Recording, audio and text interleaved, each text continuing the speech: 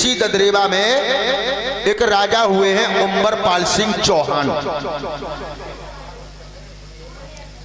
इनकी धर्मपत्नी का नाम है रामकौर। मैया रामकौर के उधर से संतानें हुई हैं 3, जिनमें 2 पुत्र हैं और 1 पुत्री है। महाराज ने अपने बड़े पुत्र का नाम रखा है जेवर सिंह और छोटे पुत्र का नाम रखा है नेवर सिंह। और जो एक लड़की थी उसका नाम रखा है छबिल्ली। धीरे धीरे समय बीत रहा है। दोनों पुत्र जब शादी के योग होते हैं तो महाराज ने अपने दोनों पुत्रों की शादी सिरसा पाटिल के राजा कुंवरपाल की लड़कियों से की है। इधर में दोनों सगे भाई और उधर में दोनों सगी बहनें हैं। बाछिल ब्याई गई है राजा जेवर सिंह के लिए और काछिल ब्याई है नेवर सिंह के लिए। आज मैया बाछिल और काछिल ददरेवा में जब बहू बन के आई हैं और इधर वो लड़की छबिल्ले जब शादी के योग होती है तो महाराज ने अपनी लड़की की शादी सियालकोट के राजा जो चिंतामणि हैं उनके साथ में लोहा नगर में कर दी। शादियां हो गई। धीरे धीरे धीरे धीरे समय बीतता चला गया। बाछिल मैया के विवाह को लगभग 40 वर्ष बीती है भैया परिचय जी। 40 वर्ष कोई संतान नहीं हुई। तो ददरेवा की स्त्रियां महारानी बाछिल से बांझ कहने लगी ये बांझ है, इसका मैंने अगर मुखारबिंद देख लिया तो मेरा अन्न जल करना छूट जाएगा। राजा जेवर सिंह महल से बाहर निकलते हैं। लोग कहते हैं राजा निर्बंसिया है। आज मैंने इस राजा का मुखारबिंद क्या देख लिया, मेरा पूरा दिन ही खराब हो गया। तो राजा रानी आंगन में बैठ के बहुत रोते हैं, हे प्रभु, हमने ऐसे कौन से पाप किए हैं जिन पापों के कारण मेरे आंगन में किसी पुत्र ने जन्म नहीं लिया, किसी पुत्री ने जन्म नहीं लिया। आंगन में बैठ के राजा रानी रोते हैं। धीरे धीरे विमलेश समय बीत रहा है। एक दिन की बात है, महाराज जेवर सिंह राज दरबार में है, बाछिल मैया आंगन में है। बांदी को इशारा किया है, बांदी आंधी नहीं बांदी, आज तू एक काम कर दे, हमारे महाराज के लिए दरबार के लिए चली जा। और का बोलिए बाछिल मैया बांधी से भैया विमलेश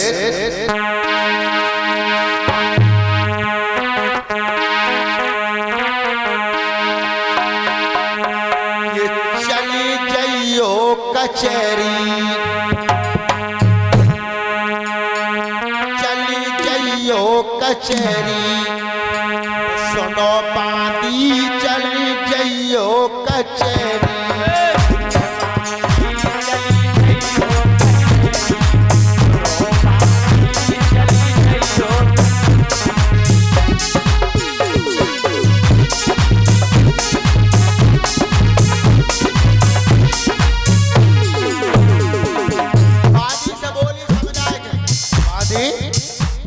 एक काम करते, हमारे महाराज के दरबार के लिए चली जा। चली जाइयो कचहरी, सोनारे बांधी,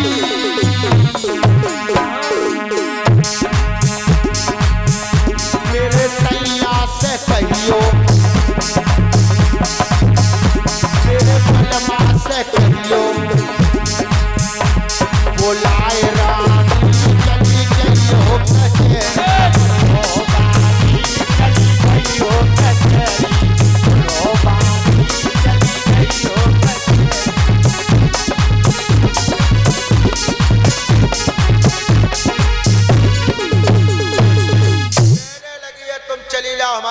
महाराज के दरबार के लिए और मेरे पति को ने कहा आंगन में बुलवा लाए। तो आज वह बांदी रानी की बात को सुनकर के तुरंत राज दरबार के लिए चली है। राजा का राज दरबार लगा है, बड़े बड़े छत्री हाथों में नगिन तलवार लिए बैठे हैं और महाराज का दरबार भरा हुआ है। बांदी की हिम्मत न पड़ी राजा से बात करने की।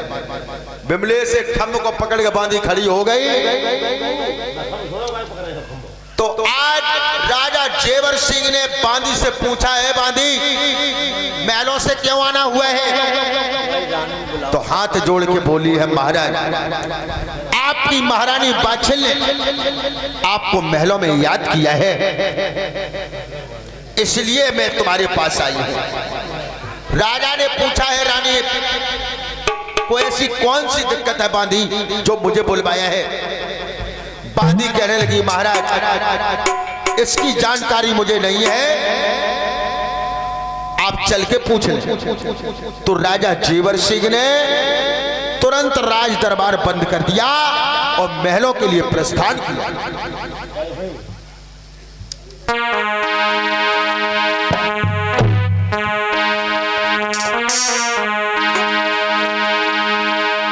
इधर महारानी बादशाह आंगन में है और राजा जेवर सिंह महल में आ रहे हैं।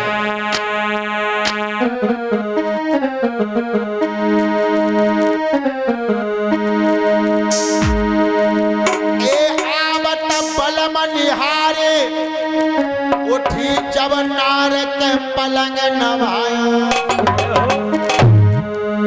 ले पंखा डोले रही प्यार रे के बचन पान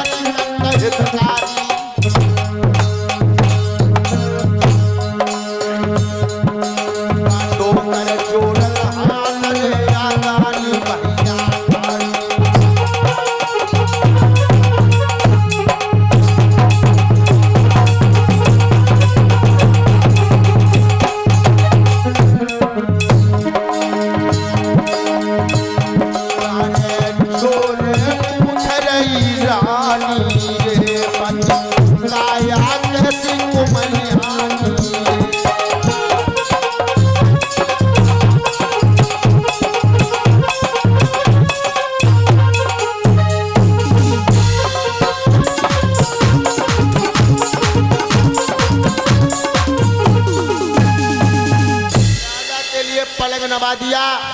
मोर पंख का बिजना लेकर के महारानी बादशाह राजा के ऊपर प्यार करने लगी।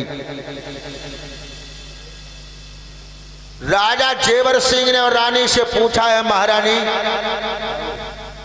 ऐसी कौन सी बात महलों में हो गई है जो तुमने बांदी को भेज करके मुझे बुलवाया है? कहने लगी, महाराज इसकी बात अब नहीं बताएंगे कि मैंने क्यों बुलवाया है। हमने ये जल भर के रख दिया है, पहले आप स्नान करिए और स्नान करने के बाद भगवान का भजन करो और तब तक मैं महलों में भोजन बना रही हूं, आंगन में बैठ के भोजन करो और इसके बाद हम बताएंगे कि मैंने तुम्हें क्यों बुलवाया। ये पतिव्रता नारियों के लक्षण है। तो राजा जेवर सिंह ने स्नान किया और सवा पहर तक भगवान का भजन किया है। तब तक महारानी बादशाह ने 56 प्रकार के व्यंजन बनाए हैं। महाराज कह रहे छप्पर फाड़, छप्पर फाड़ के बता रहे हो? तो क्या कह रहे? 56 प्रकार के। अच्छा महाराज। और राजा के लिए आंगन में चंदन की चौकी डाल दी। महाराज जेवर सिंह बैठ जाते हैं। सोने के थाल में भोजन परोस के ले आई बाछिल मैया और राजा के सामने वो थाल रख दिया। भैया परीक्षित जी, पहले के लोग जब भोजन किया करते थे तो भोजन करने के भी कुछ नियम बताए हैं। पहले के नियम भोजन करने के भी बताए हैं। देखिए राजा ने किस नियम से भोजन किया और आंगन में हुआ क्या है।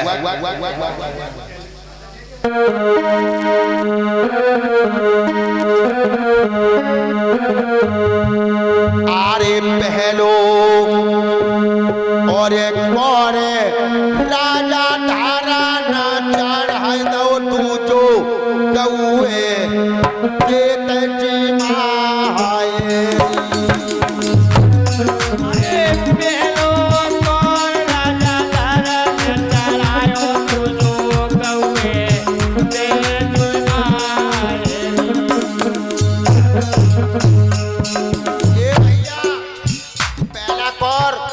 राजा ने तोड़ के धरती माँ के लिए निकाला और दूसरा कौर तोड़ा गौ माता के लिए निकाल दिया और राजा ने तीसरा कौर तोड़ा।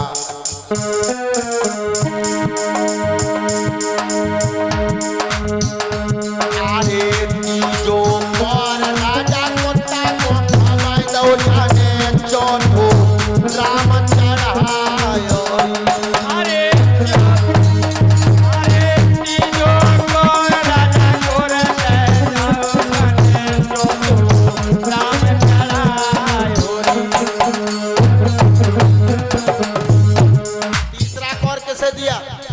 कुत्ता और चौथा कौर अपने इष्ट देव के लिए चढ़ाया और राजा ने पांचवा कौर तोड़ा तो गजब हो गया।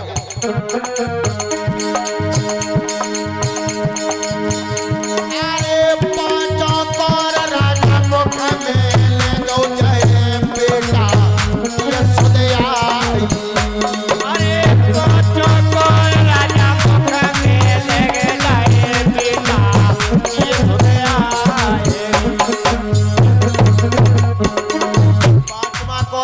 परीक्षित जी और राजा मुख के तरफ ले गए तो उस समय राजा को एक बेटा की याद आई है। कहने लगे आज मेरे आंगन में एक छोटा सा अगर बालक होता और वो बालक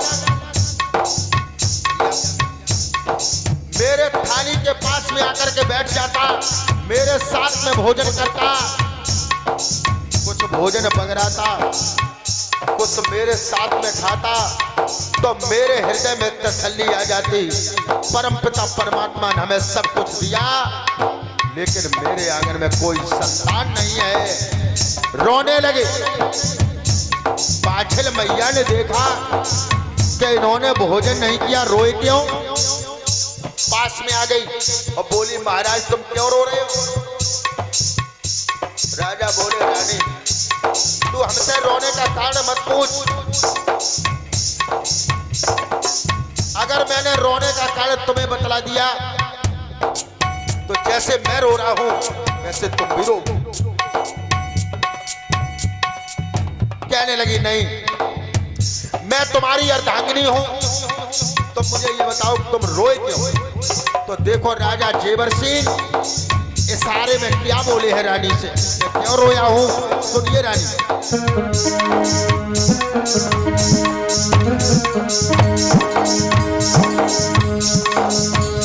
अरे अन्न भी होना सब घर सोना, जा वस्त्र में न सोनी आयारी।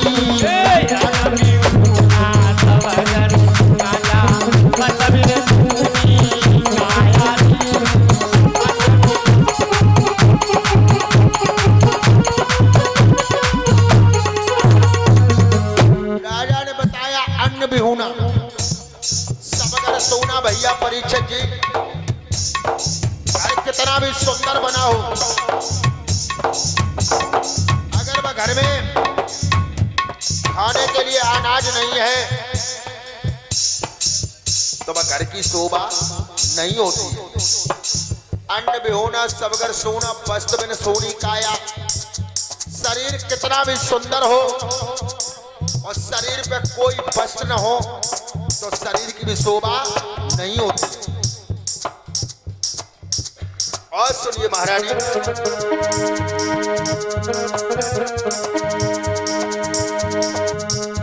अनेक संत है राग बेट कविता सोनी, बेटा बिन सोनी मायारी।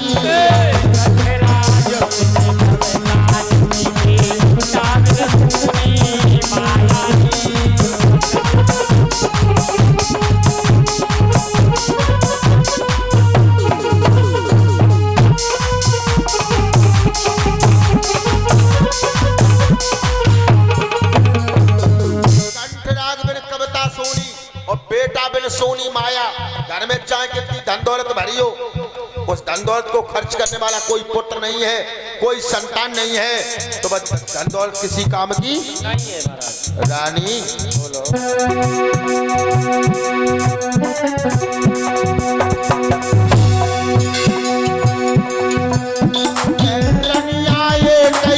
वो तो लला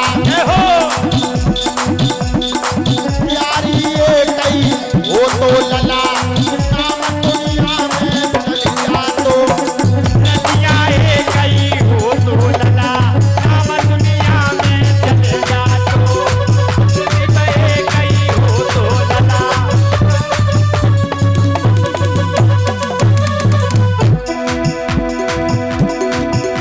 दुनिया में चल जा तो नाम दुनिया में चल जा।